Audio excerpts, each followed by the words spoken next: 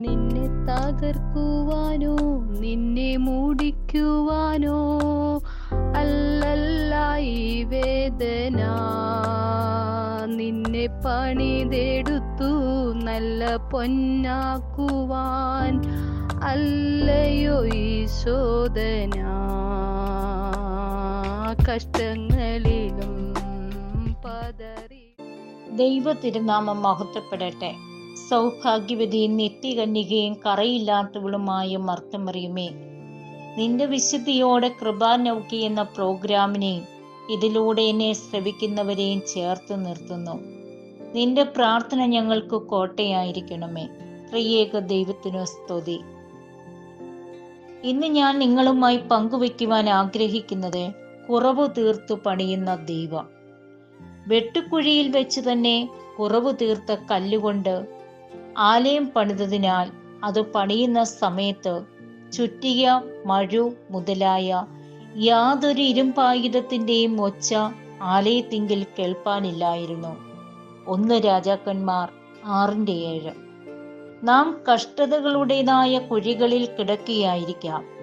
ഒരു പക്ഷേ പാപത്തിൻ്റെ വലിയ ഗർത്തങ്ങളിൽ വീണുപോയിരിക്കാം. കഷ്ടതകളിൽ യഹോവയോട് നിലവിളിക്കുക. കെരൂബുകളെ വാഹനമാക്കി ആകാശം ചായ്ച്ചിറങ്ങി നിന്റെ അടുക്കിലേക്ക് ഇറങ്ങി വരുന്ന ഒരു നല്ല ദൈവമുണ്ട്.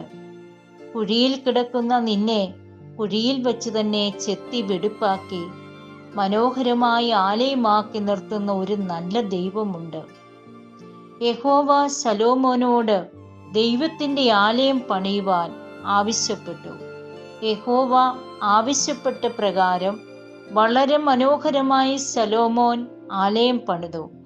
ആ ആലയം പണിക്കായി ഉപയോഗിച്ചത് കുഴിയിൽ വച്ച് തന്നെ സകല കുറവുകളും തീർത്തു ചെത്തി വെടിപ്പാക്കിയ കല്ലുകളായിരുന്നു. അങ്ങനെ വെടിപ്പാക്കിയ കല്ലുകളായതുകൊണ്ട് ആലയത്തിലേക്ക് കൊണ്ടുവന്നപ്പോൾ ചുറ്റിക, മഴു, ഇരുമ്പായുധങ്ങൾ എന്നിവ കൊണ്ട് വീണ്ടും ചെത്തേണ്ട ആവശ്യം വന്നില്ല. അതിനാൽ യാതൊരു ശബ്ദവും ആലയത്തിൽ നിന്നും കേട്ടില്ല. നാം ആകുന്ന ദൈവമന്ദിരങ്ങൾ കുഴിയിൽ വെച്ച് തന്നെ കുറവ് തീർത്ത കല്ലുകൾ കൊണ്ട് പണിയപ്പെടണം. അപ്പോൾ നമ്മുടെ ശരീരമാകുന്ന മന്ദിരത്തിൽ നിന്നും അനാവശ്യമായ ഭിന്നതയുടെയോ കലഹത്തിൻ്റെയോ കോപത്തിൻ്റെയോ ശബ്ദം ഉയരുകയില്ല. ജീവിതത്തിൽ കുഴികളും മലകളും സമഭൂമികളുമുണ്ട്. പലപ്പോഴും കുഴിയിൽ കിടക്കുന്ന അവസരങ്ങളിൽ കൂടി ദൈവം കടത്തിവിടാം. രോഗവും പാപവും കടഭാരവും ആകുല ചിന്തകളും കുഴിയിൽ കിടക്കുന്ന അനുഭവങ്ങൾ സമ്മാനിക്കാം. എന്നാൽ കുഴിയിൽ കിടക്കുമ്പോൾ കുറവ് തീർക്കുവാനായി ദൈവകരങ്ങളിൽ സമർപ്പിക്കണം. യേശുവാകുന്ന തച്ചൻ കുറവ് തീർക്കുവാനായി ചെത്തുമ്പോൾ നമുക്കല്പം വേദനിക്കുമായിരിക്കാം. പക്ഷേ അത് നിശ്ചയമായും നമ്മെ മനോഹരമാക്കി നിർത്തുവാൻ തന്നെ, ബലവത്തായി പണിയുവാൻ തന്നെ.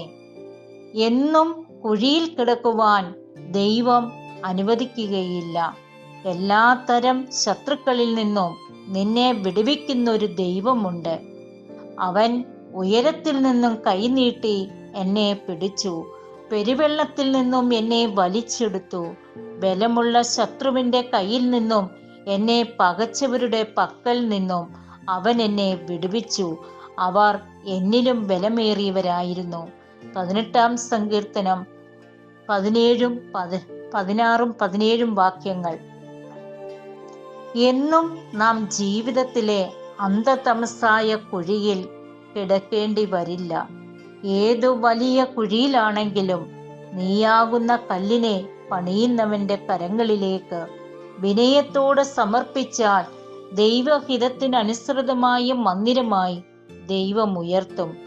ഏതു അഗാധമായ ഗർത്തത്തിലാണ് നാം കിടക്കുന്നുവെങ്കിലും കയറിപ്പോരുവാൻ കരം തരുന്ന ദൈവമുണ്ട്. കുറവുകളെ ദൈവസന്നിധിയിലേക്ക് കൊണ്ടുവന്നാൽ അവൻ കുഴിയിൽ വച്ച് തന്നെ പണിയും. അവൻ പണിതാൽ ആർക്കും തകർക്കാൻ കഴിയുകയില്ല. കുറവുകൾ തീർക്കുന്ന ദൈവത്തിൻ്റെ കരങ്ങളിലേക്ക് നമ്മെ തന്നെ സമർപ്പിക്കാം. ആ കരങ്ങളിലിരുന്നു ധൈര്യത്തോടെ നമുക്ക് പറയാം, നീ എൻ്റെ ദീപത്തെ കത്തിക്കും. എൻ്റെ ദൈവമായ യഹോവ എൻ്റെ അന്ധകാരത്തെ പ്രകാശമാക്കും. നിന്നാൽ ഞാൻ പടക്കൂട്ടത്തിൻ്റെ നേരെ പാഞ്ഞു ചെല്ലും.